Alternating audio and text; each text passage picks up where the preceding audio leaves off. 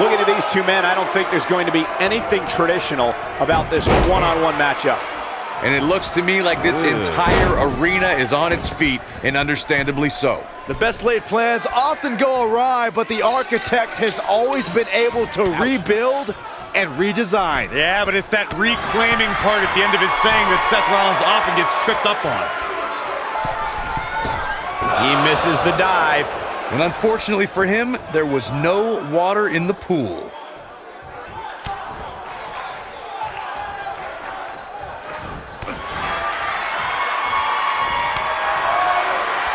I don't know how I feel about Seth Rollins lately, guys. Seth wanted to be great. He wanted to be the man, and he had no reservations in how he achieved that. But now, it looks like he's lost some of that edge.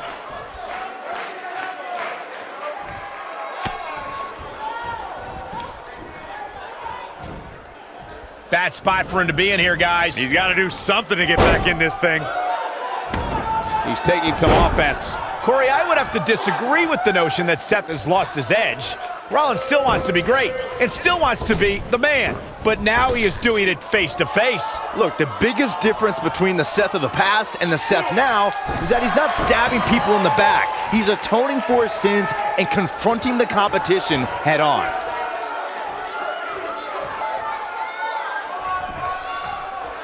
And Byron, this takes a ton of strength to pull off, am I right? Oh, you are definitely right, Michael, but you also have to remember how much energy it drains to pull off. The WWE Universe has seen the evolution of the steel cage in the enclosure known today as Hell in a Cell. The first time an enclosed cage was seen was in October of 1983 in the last Battle of Atlanta. The enclosed cage was seen a few years later in the War Games match from the NWA. There were even cages stacked on top of each other, like WCW's Tower of Doom. Byron, when we talk about the progression of steel cage matches and the type of structures that have been spawned from them, I need to point out that some cages have been electrified. One was made from bamboo in the form of a Punjabi prison bridge. And of course, the elimination chamber with glass pods and steel doors. And today we have the Asylum match, where weapons are on top of the cage. Just goes to show you, the times may change, but the objective to destroy an opponent remains the same. There's still no better way to settle a score. Seth Rollins, he's inflicting some serious pain here. I think this is the beginning of the end, Michael. Seth Rollins blends high-flying abilities with brutal grounded strikes to keep opponents guessing. If you're an opponent, Seth Rollins coming in! Yeah, right to the back of the neck. That should do it. Seth Rollins really needed this break. But what can he do with it?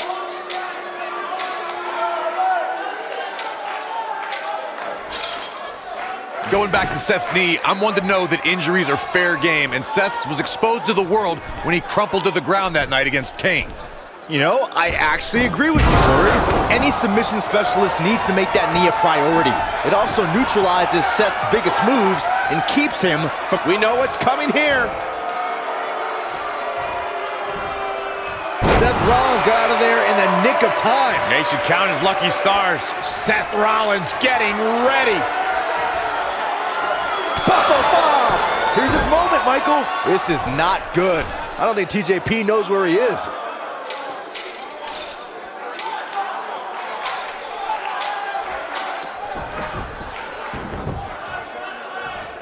The steel cage is a massive enclosure that stands 15 feet in height. For almost 35 years, a select group of high flyers have taken their aerial assaults to greater heights. And when I say that, I mean superstars climb to the top of the steel cage, the real high red district, and dive off onto their opponent. And that all started with one man in October of 1983, Jimmy Superfly Snuka. To your point earlier, Byron, we've definitely seen some unbelievable attacks be launched from the top of the steel cage. And you mentioned the most iconic, the steel cage match for the Intercontinental Championship that saw Jimmy Superfly Snuka clash against bitter rival, the magnificent Morocco. There's no denying that Superfly set the bar. You look over the years to people like Jeff and Matt Hardy, Eddie Guerrero, Kurt Angle, and Chris Jericho.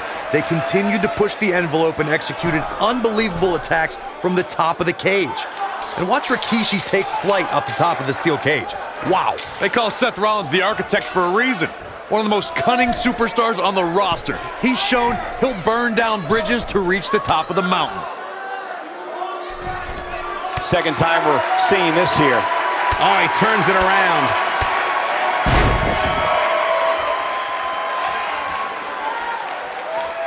Look at this.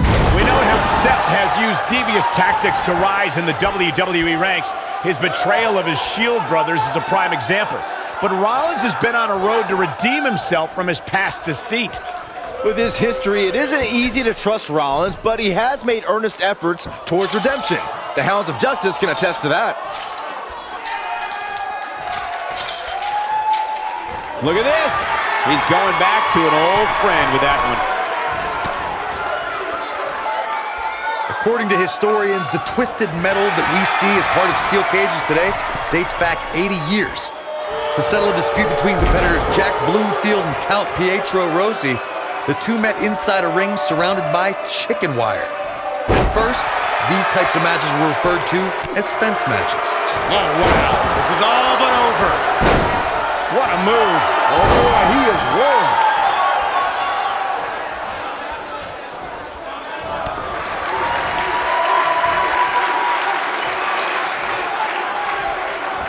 Take over with a snapmare.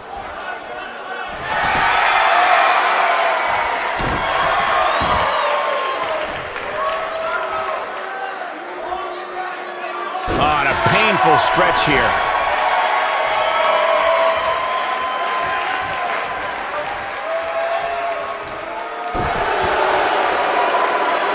I don't know how much more these superstars can take, guys. You'd have to think something's got to give here soon.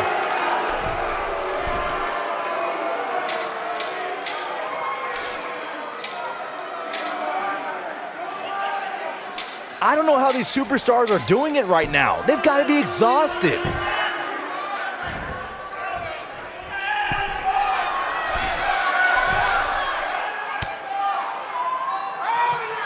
Given what we've seen so far here tonight, I'm willing to bet these superstars will think twice before stepping foot inside another steel cage.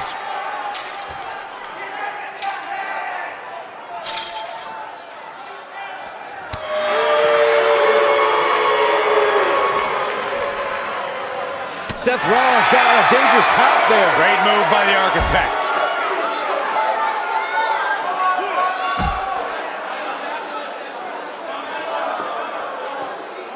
Oh, and he reverses it. And guys, now I see blood starting to flow from the face of Seth Rollins. Oh boy, he is rolling.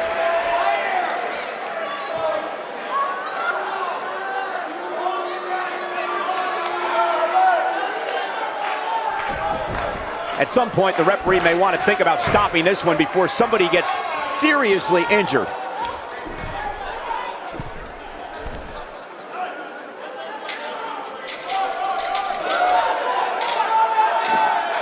At this point, it looks like even the winner of this match will walk out of here beaten and battered.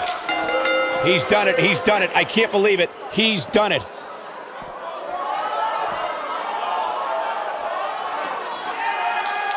Now let's take a look back at some of the great action.